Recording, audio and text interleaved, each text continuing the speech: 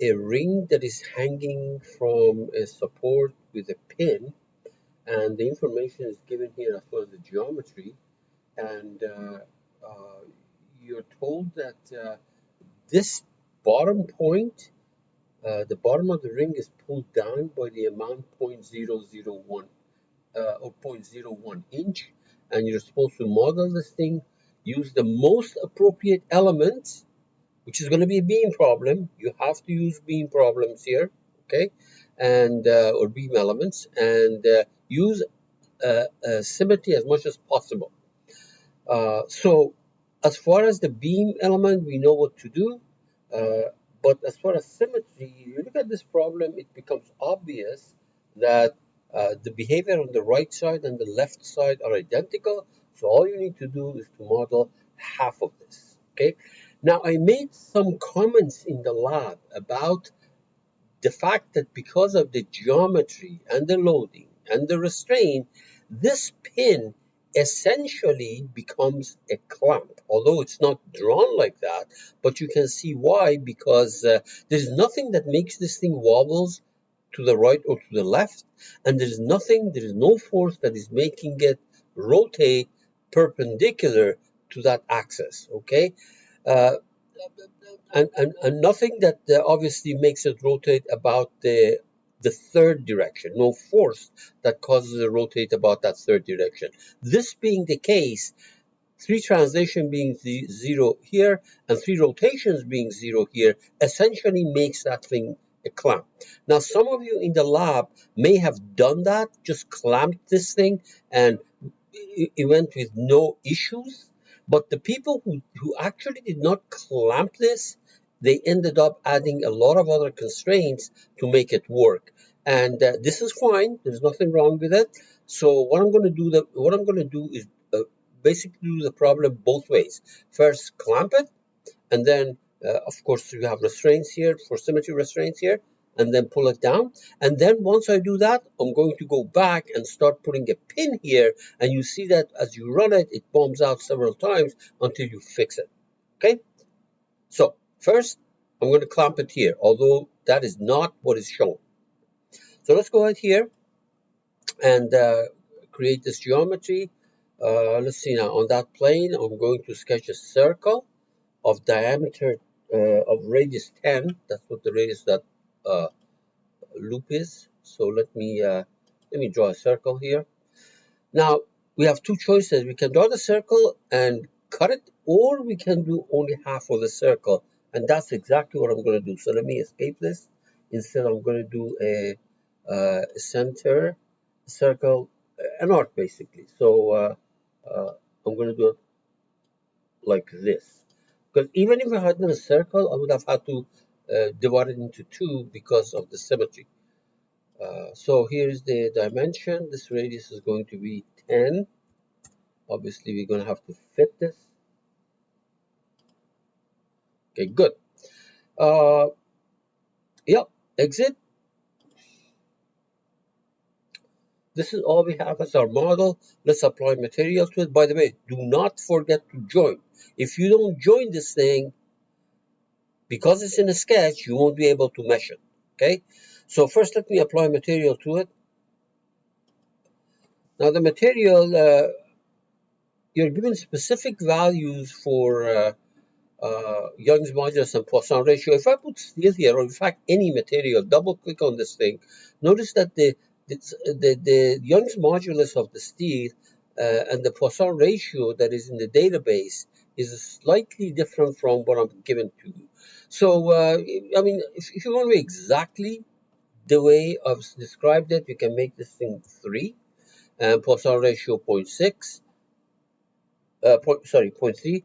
I did not expect you to do that, and on the test, you should know how to change it, but I'll try to say use default properties, etc., unless you're specifically asked to change it. Okay, good. So I changed that. Now we have to go and join this thing. Now remember, join cannot be done here. This is part design. To do the join, what I showed you is that you go to shape, generative shape design, and this is where you find the join icon, and Must be somewhere here. Let me see. Is it hiding back there? No. My join is hiding. So let me remind you how you reset your toolbar so that you can see them. It's in a toolbar called Operations, and I can get it here. However, I'll remind you how to reset the stop. So you go to Tools, Tools, Customize,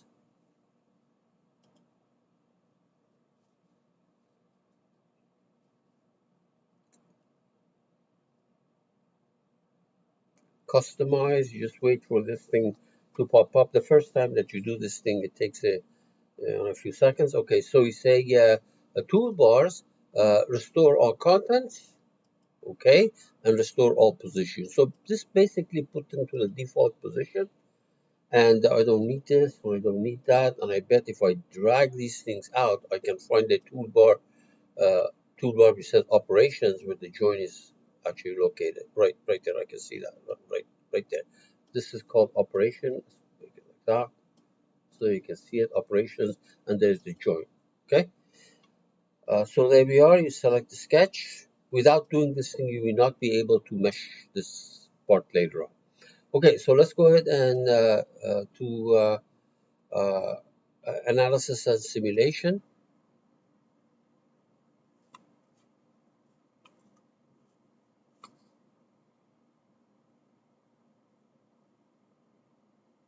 Okay, we are doing a static analysis. Good, and we're going to measure it. Beam measure. Without joining, you will not be able to do this. And I'll use this default value for the mesh size. A lot of elements unnecessary. Now, because the cross section is circular, you really don't need an orientation point. You actually don't need it. So you go to the 1D property here. 1D property, you make sure that the cross section is not a rectangle, it's a cylindrical beam.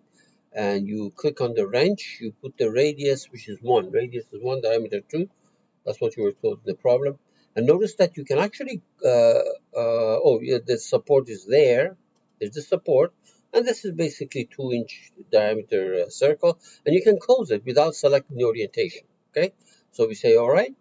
Now, let us go ahead and clamp the top. Now remember, clamping is going to save you some hassle.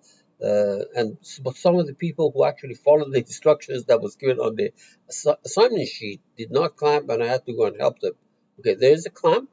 Okay, now this is in the plane of symmetry, so you click on the user defined restraint, and let's watch what coordinates, what the plane of symmetry is here. XZ is a plane of symmetry.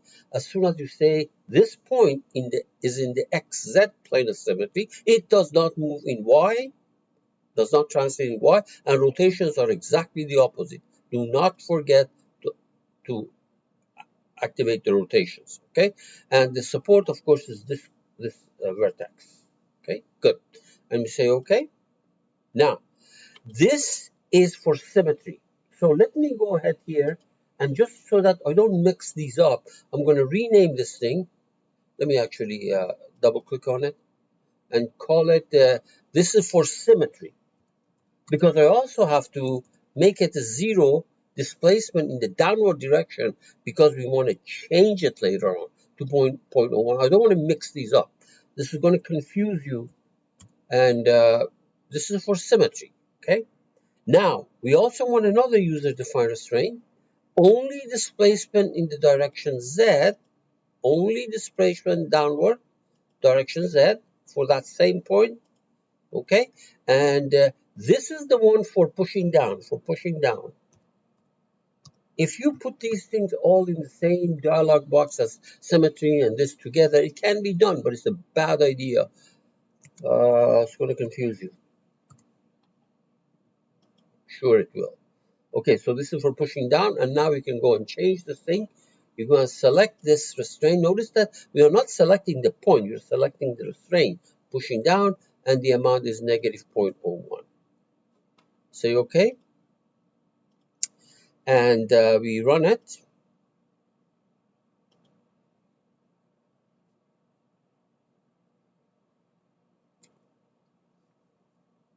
Let's look at the view from the front. Okay. First thing, you can look at the deformation. There we are. And you can animate it. Notice that symmetry will not allow this thing to go to the left or to the right. It just goes straight down.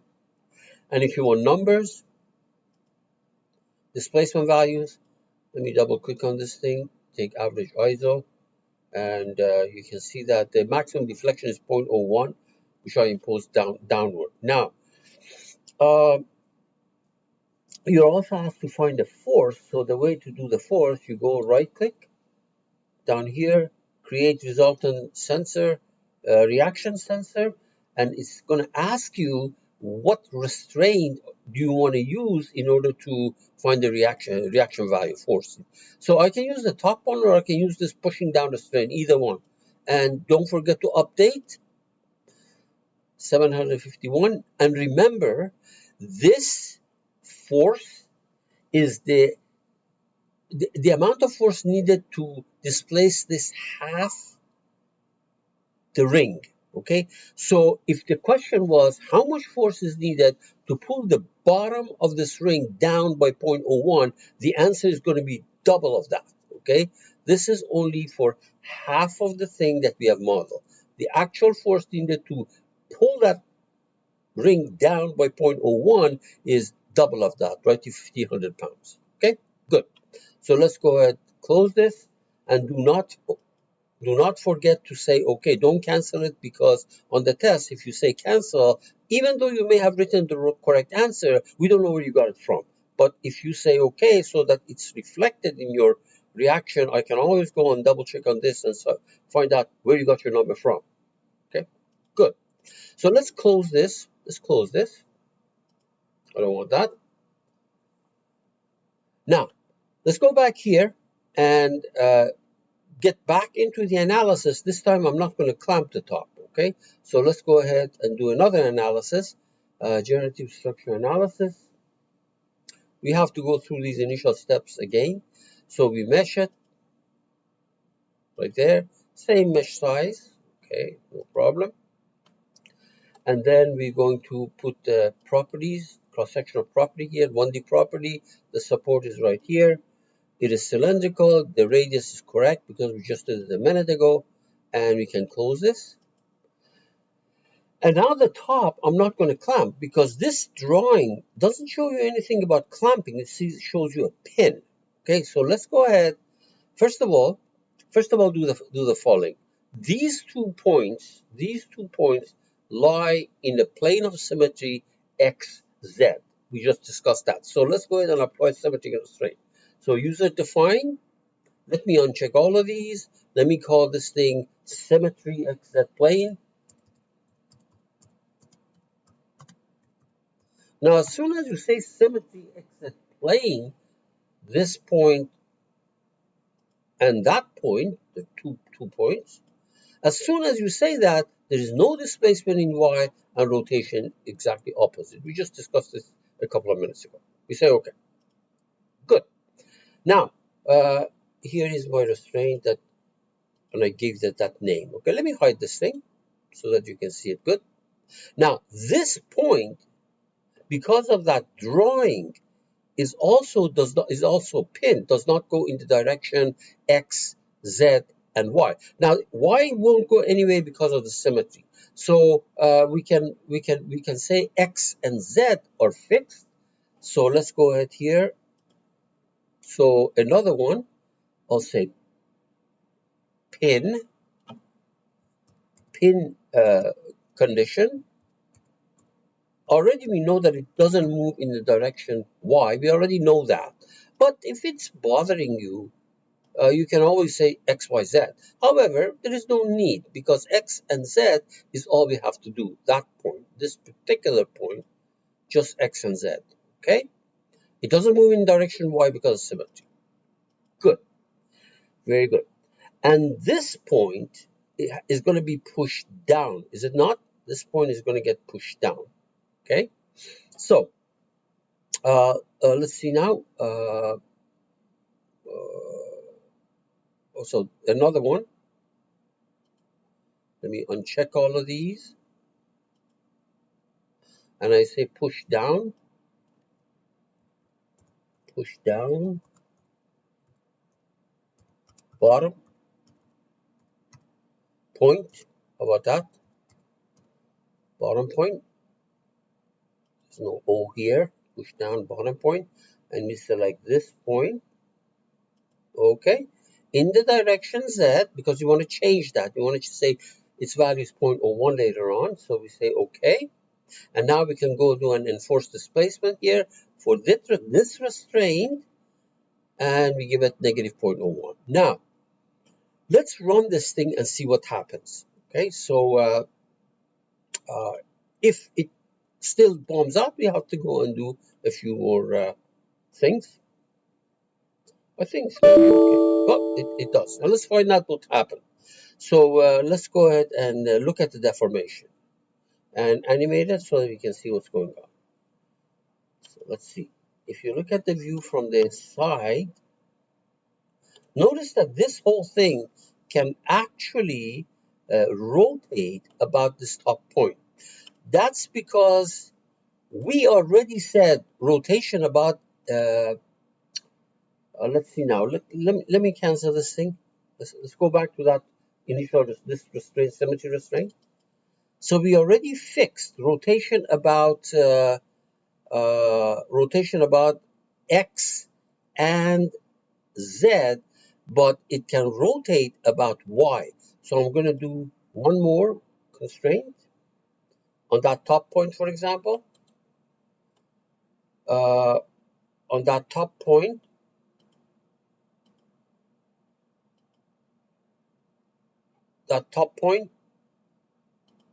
we also fix rotation about Y. Okay. Let me give this thing a name. Rotation about Y. So when you think about it, if we do this, all 6 components way up there have been fixed. Okay, that's why it became a clamp essentially. So this is top point, rotation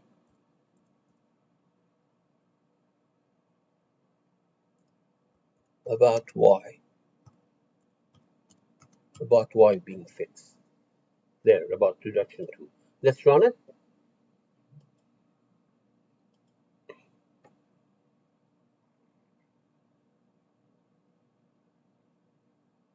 Done.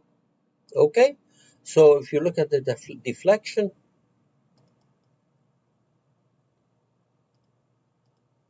0.01 as we expect. If you look at the sensor, right click, not there, right click, reaction sensor, uh, reaction sensor. Okay, so let's see now. We can take, for example, that push down and update, and you get your 700, roughly 750. Look, so all I'm saying is that this last thing prevented that freedom that it has to rotate about Y. And as soon as you did this, all 6 degrees of freedom up there were fixed, and therefore it became a clamp essentially. So that takes care of this problem 2 different ways.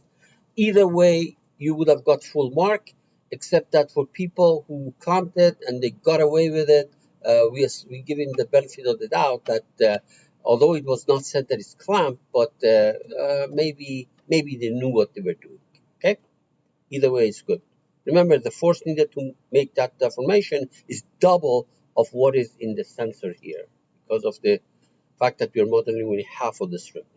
Okay, so now let's do the other problem. Let me see now. This one is good. Let me close all of these.